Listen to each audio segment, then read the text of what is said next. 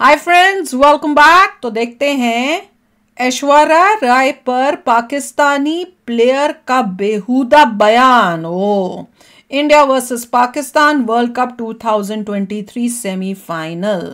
तो वो तो हमें पता ही, हमने एक दो वीडियोस देखी थी जिसमें ये जो प्लेयर था पाकिस्तानी प्लेयर, उसने एग्जैक्टली क्या बोला था वो सुना था और इतना शॉकिंग था कि पहले तो हमें समझ ही नहीं आया वो बोला क्या, समझ ही नहीं आ रहा था क्योंकि इतनी घटिया सोच है कि हमारी सोच से तो वो बाहर ही है। तो जब उसके बाद जब समझ में आया तो भैया इतना शौक लगा कि कोई ऐसे बोल कैसे सकता है, वो भी एक पब्लिक प्लेटफॉर्म में बैठकर सारी दुनिया के सामने। और उससे बड़ा शौक कि आसपास जितने भी बैठे हुए बाकी प्लेयर्स और जो भी दूसरे थे उसको सुनकर हंस रहे हैं और तालियां बजा रहे हैं। ऐसी सोच है ये पाकिस्तानियों की। और मज़े की बात है कि ऐसे वीडियोस पे भी पाकिस्तानी पैसे कमाने के लिए बैठ जाते हैं और उन पे भी रिएक्शन करते हैं। तो चलो, आई एम श्योर इस वीडियो पे भी रिएक्शन कर रहे होंगे, दबा के व्यूज ले रहे होंगे। तो चलो वीडियो शुरू करते हैं। वीडियो शुरू करने से पहले अगर आप चैनल पर नए हो और आपने अभी तक सब्सक्राइब नहीं किया तो जल्दी से पहले सब्सक्राइब के बटन और बेल आइकन को क्लिक कर लो ताकि आपको हमारे सारे न्यू वीडियोस के नोटिफिकेशन मिल जाए जैसे हम अपलोड करें। अगर आपको वीडियो पसंद आता है प्लीज लाइक एंड शेयर। चलिए शुरू करते हैं। और दूसरे दो चैनल्स उनको भी सब्सक्राइब कर लेना क्योंकि आपके कई रिक्वेस्टेड वीडियोस उन चैनल्स में भी आ रहे हैं, लिंक्स हैं डिस्क्रिप्शन बॉक्स में। दोस्तों, कहते हैं भैंस पूंछ उठाएगी तो गोबर ही करेगी, उसी तरह एक जाहिल पाकिस्तानी मुंह खोलेगा तो बकवास ही करेगा। एक तो इनका दिमाग पहले ही कम काम करता था, दूसरा जब से ये वर्ल्ड काम ही नहीं करता था तब से इनकी बची कुछ बुद्धि भी भ्रष्ट हो चुकी है। भाई गॉड, दुनिया में मैंने कई बेशर्म कौमें देखी हैं मगर ऐसी बेहया नस्ल नहीं देखी। बाकी टीमें एक मैच हारने के बाद नया प्लान बनाती है, ये लोग ऐसे जलील हैं कि हर हार के बाद नए नए बहाने बनाते हैं। कभी इन्हें लगता है कि मैच में दर्शकों के जय श्री राम के नारे लगाने से इनके प्लेयरों की टांगे काम गई। कभी इन बेईमानों को लगा कि इंडियन बॉलर्स गेंद में चिप लगाकर बॉल स्विंग करवा रहे हैं। कभी इन जाहिलों को लगा कि हम मैदान में दिल दिल पाकिस्तान न बजने से हार गए। और अब तो इन कबर खोदों ने हद ही पार कर दी है। फॉर्मर पाकिस्तानी खिलाड़ी अब्दुल रज़ाक ने कुछ ऐसा बोल दिया कि जिससे उस पूरी कौम की घिनौनी सोच का पता चलता है। ये पता चलता है कि ये लोग औरतों के बारे में क्या सोचते हैं, ये पता लगता है कि ये लोग गैर मुसलमानों के बारे में क्या सोचते हैं, ये पता लगता है कि आखिर क्यों हमारे बड़े बुजुर्ग कह गए हैं कि लातों के भूत बातों से नहीं मानते। तो क्या कहा रज़ाक ने और कैसे उनके स्टेटमेंट को सिर्फ उनकी फिसली जुबान बताकर उनको माफ नहीं किया जा सकता। बिल्कुल इसी पर अपना थोड़ा टाइम खराब करते हैं। चलो मिलके टाइम खराब करें इनका। नमस्कार दोस्तों, जय हिंद। कहते हैं एक इंसान लाइफ में कितना आगे जाएगा इसका इस बात से पता चलता है कि वो अपनी हार पर कैसे रिएक्ट करता है। इस लिहाज से देखें तो ये साफ हो गया है कि पाकिस्तानियों को फ्यूचर में भी जूते पड़ने वाले हैं। अमा यार, मैच हार गए हो, टूर्नामेंट से बाहर हो गए हो, थोड़ा अपनी गिरेबान में झांको, क्या गलतियां हुई हैं उन पर फोकस करो और आगे बढ़ो। मगर नहीं, ये लहसुन के पकौड़े ऐसे हैं जो बिना जलील बात किए मानते ही नहीं। कॉमन मैन अगर बकवास करे तो फिर भी बंदा इग्नोर कर दे, मगर जब आपके इंटरनेशनल प्लेयर भी सरेआम हगने लगे तो अल्लाह ही मालिक है। पहले आप ये बयान सुनिए फिर आगे बात करते हैं। दिखाओ भाई। अगर आपकी सोच ये है कि मैं ऐश्वर्या से शादी करूं और वहां से बड़ा नेक परहेजगार बच्चा पैदा हो तो कभी भी नहीं हो सकता। सुना आपने, ये चूसी हुई गुठली पीसीबी को क्रिटिसाइज करते करते ऐश्वर्या राय को गाली दे। ये स्पाइडरमैन का सड़ा हुआ अंडरवेयर बोल रहा है कि अगर आप ऐश्वर्या राय से शादी करोगे तो फिर उससे गुणवान बच्चे कैसे पैदा कर लोगे। मतलब हद होती है नीचता की। और ये बात कोई आम पाकिस्तानी नहीं कर रहा है, वहां का फॉर्मर क्रिकेटर ये बात कर रहा है। सोचिए, जो पूरी दुनिया घूमा है। वही मैंने बोला था एक बार इस वीडियो में, कैसे औरतें हर मामले में मर्दों की बराबरी से काम कर रही हैं। इसके बावजूद इस आदमी में इतनी अकल नहीं है कि अपने क्रिकेट बोर्ड की बुराई करते करते किसी औरत को गाली नहीं देनी होती। भैया मैं पूछता हूं, क्या मतलब है इस बात का कि आप ऐश्वर्या राय से शादी करोगे तो आपको गुणवान औलाद नहीं पैदा होगी। ऐश्वर्या राय हिंदुस्तान की बेहतरीन अदाकारा हैं, भारत के सबसे इज्जतदार मैंने बोला था ना पिछले मिस इंडिया रही हैं, एक से एक बेहतरीन फिल्मों में उन्होंने काम किया है। 25 साल के अपने करियर में उन्होंने आज तक एक हल्की बात नहीं की। हमने किसी कंट्रोवर्सी में उनका नाम नहीं सुना और ये आदमी उस औरत के लिए ऐसी बात कर रहा है। अगर आपकी सोच ये है कि मैं ऐश्वर्या से शादी करूं और वहां से बड़ा नेक परहेजगार बच्चा पैदा हो तो कभी भी नहीं हो सकता। तुम्हारी औकात ही नहीं है कि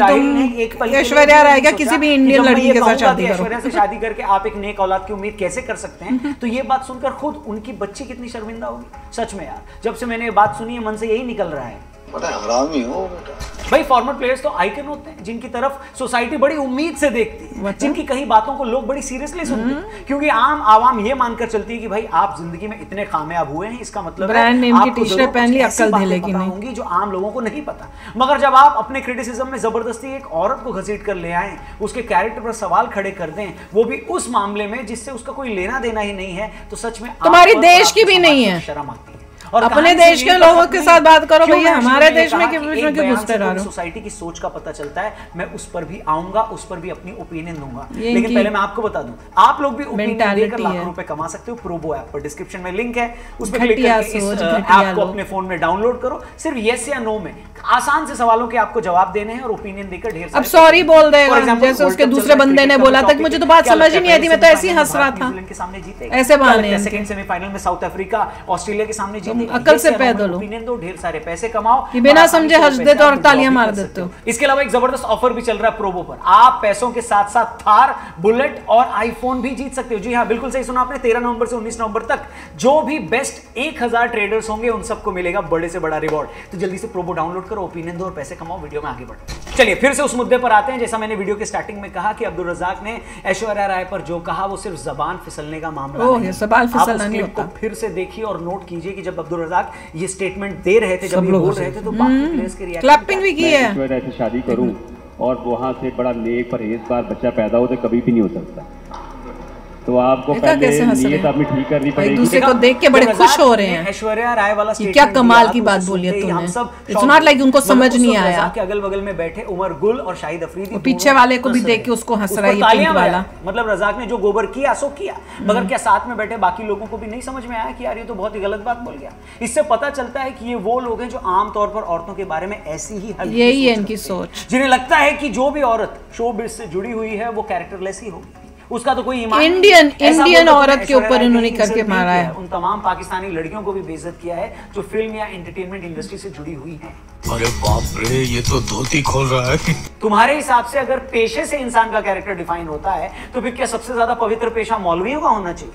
मगर क्या अब्दुल रज़ाक को नहीं पता कि पाकिस्तान के मदरसों में मौलवी छोटे छोटे बच्चों के साथ कैसे घिनौने काम करते हैं? जो गरीब माँ बाप अपने बच्चों को प्राइवेट स्कूल में नहीं पढ़ा पाते, इस महंगाई में उनकी परवरिश नहीं कर पाते, वो सब इस उम्मीद में पाकिस्तानी मदरसों में अपने बच्चों को छोड़ देते हैं कि वो वहाँ दीन की तालीम लेगा। और इसी बात का फायदा बहुत सारे मौलवी इन मदरसों में उठाते हैं। मैं फिर दोहरा दूं, इन पाकिस्तानी खिलाड़ियों की तरह मैं इतना जाहिल नहीं हूं कि सभी को एक ही रंग में रंग दूं, मगर यह हकीकत है। खुद पाकिस्तानी मीडिया में रिपोर्ट्स हैं, हर साल दसियों ऐसे मामले आते हैं जहां यह पता चलता है कि बहुत सारे मौलवी मदरसों में बच्चों को एक्सप्लॉइट करते हैं।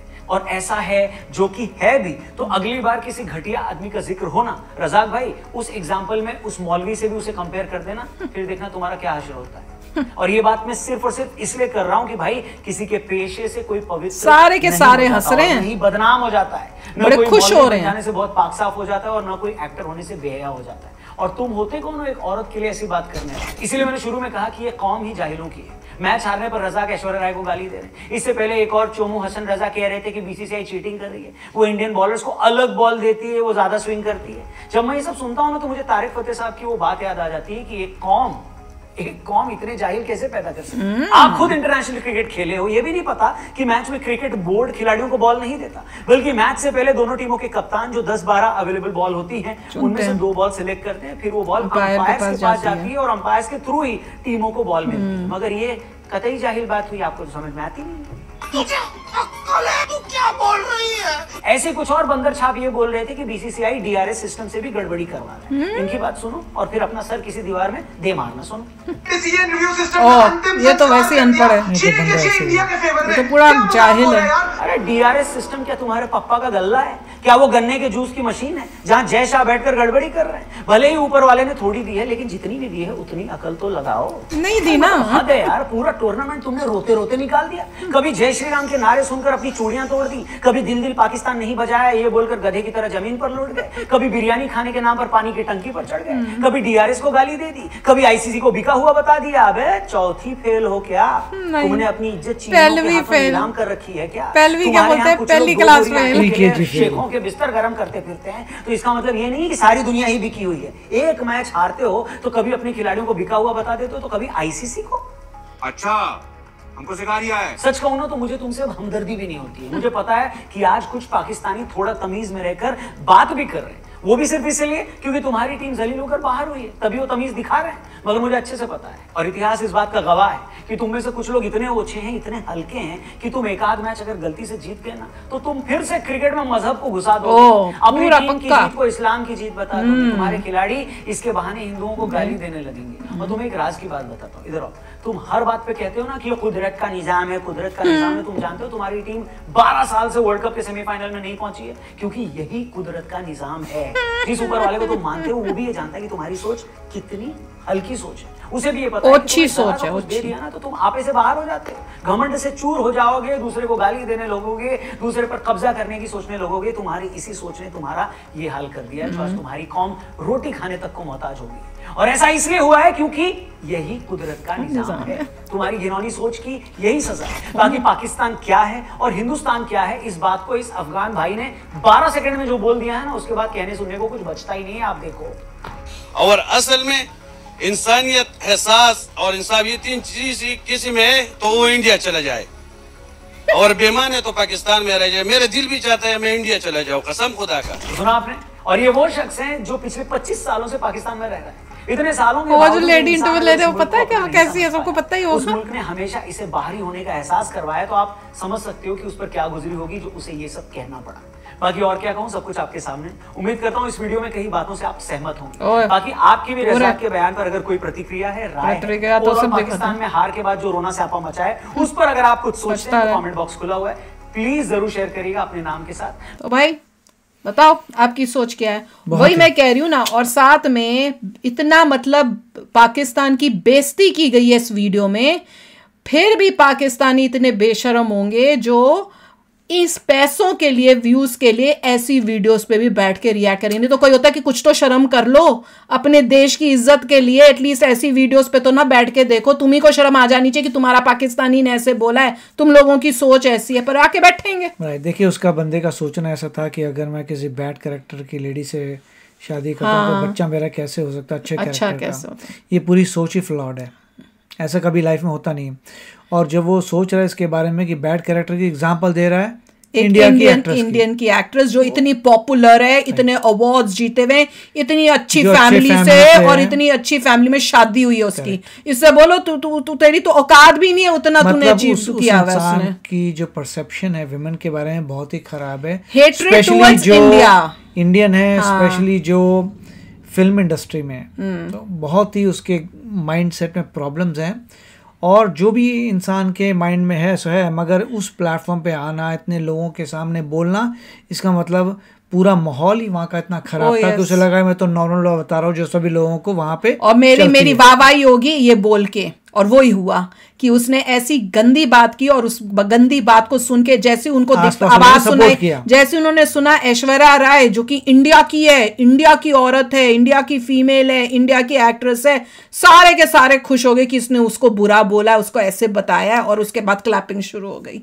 इनको इतनी हेट्रेड है, क्रिकेटर होकर इन्होंने कितने गेम्स खेली इंडिया के साथ और कितनी गेम्स खेली हैं बाहर दूसरी कंट्रीज के साथ, उसके बावजूद उनके अंदर इतनी हेट्रेड और इतना कहते हैं गंद भरा हुआ है कि शौक लगता है।